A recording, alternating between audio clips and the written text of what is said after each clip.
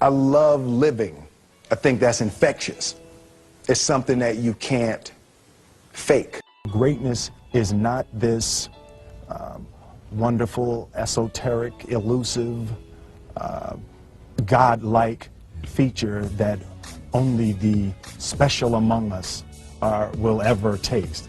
You know, it's something that truly exists in all of us. It's very simple.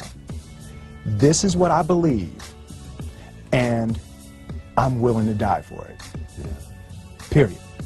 It's that simple. I know who I am, and I know what I believe. I know who I am, I know what I believe. That's all I need to know. And that's all I need to know. So from there, you do what you need to do.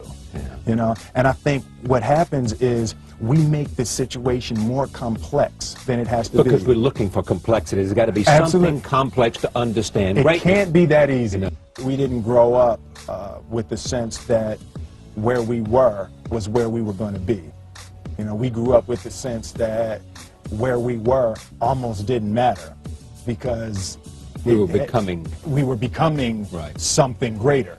The separation of talent and skill is one of the greatest misunderstood concepts for people who are trying to excel, who have dreams, that want to do things. Talent you have naturally. Skill is only developed by hours and hours and hours of beating on your craft. I've never really viewed myself as particularly talented. Where I excel is ridiculous, sickening work ethic. You know, while the other guy's sleeping, I'm working. While the other guy's eating, I'm working. There's no easy way around it. No matter how talented you are, your talent is going to fail you if you're not skilled. Mm-hmm. You know, if you don't study, if you don't work really hard and dedicate yourself to being better every single day, mm-hmm. you'll never be able to communicate with people, with your artistry, the way that you want. So the only thing that I see that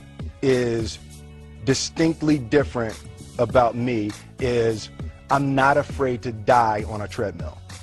You might have more talent than me, you might be smarter than me, but if we get on the treadmill together, right, there's two things. You're getting off first, or I'm gonna die. It's really that simple. One summer, his dad tore down a brick wall on the front of his business and told 12-year-old Will and his 9-year-old brother to rebuild it, a job they said was impossible.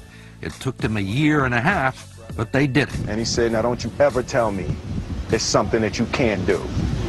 You don't try to build a wall. You don't set out to build a wall. You don't say, I'm going to build the biggest, baddest, greatest wall that's ever been built. You don't start there. You say, I'm going to lay this brick as perfectly as a brick can be laid. And you do that every single day. And soon you have a wall. And soon you have a wall. You know, it's an idea that my grandmother always had, that you know, if you're going to be here, then there's a necessity to make a difference. She always instilled the responsibility, the spiritual responsibility that you have to make every group you come in contact with better. I want to do good. Yeah. I want the world to be better because I was here. I want my life, I want my work, my family, I want it to mean something. And it's like, it has, if you are not making someone else's life better, then you're wasting your time. You know, like your life will become better by making other lives better. I want to represent an idea. I want to represent possibilities. I want to represent the idea that you really can make what you want. One of my favorite books is The Alchemist, Paulo Coelho, and I just believe that. I believe that I can create whatever I want to create. The first step before anybody else in the world believes it is you have to believe it. There's no reason to have a plan B because it distracts from plan A. I think that there's a certain delusional quality that all successful people have to have. You have to believe that something different than what has happened for the last 50 million years of history. You have to believe that something different can happen. Confucius said, he who says he can and he who says he can't are both usually right. Being realistic is the most commonly traveled road to mediocrity. Why would you be realistic? What's the point of being realistic? Just put up a barrier. Yeah, I'm going to do it. It's done. It's already done. The second I decide it's done, it's already done. Now we just got to wait for y'all to see. It's unrealistic to walk in a room and flip a switch and lights come on. That's unrealistic. Fortunately, Edison didn't think so. It's unrealistic to think you're going to bend a piece of metal and fly people over an ocean in that metal. That's unrealistic. But fortunately, the Wright brothers and others didn't believe that. And it just seems like such a ridiculous idea to me to embrace the idea that it's not going to happen and that's not real for that to happen. As soon as you say it, now you just made that real. Our thoughts, our feelings, our dreams, our ideas are physical in the universe. That if we dream something, if we picture something, if we commit ourselves to it, that is a physical thrust towards realization that we can put into the universe. That the universe is not a thing that's going to push us around.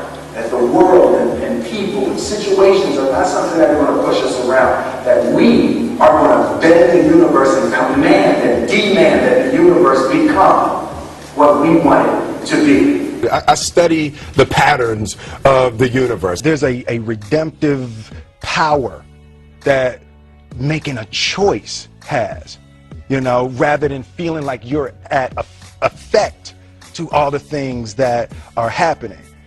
Make a choice, right? You just decide what it's going to be, who you're going to be, how you're going to do it. Just decide. And then from that point, the universe is going to get out your way. It's like it's water. It wants to move and go around stuff. You know. There's a flow of the universe that I've grown to know just how to go with.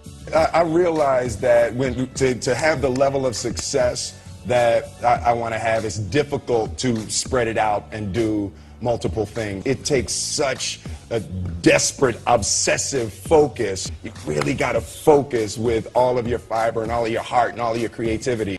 I'm motivated by fear. Fear. You know? Fear of what? Fear of fear. I hate being scared to do something.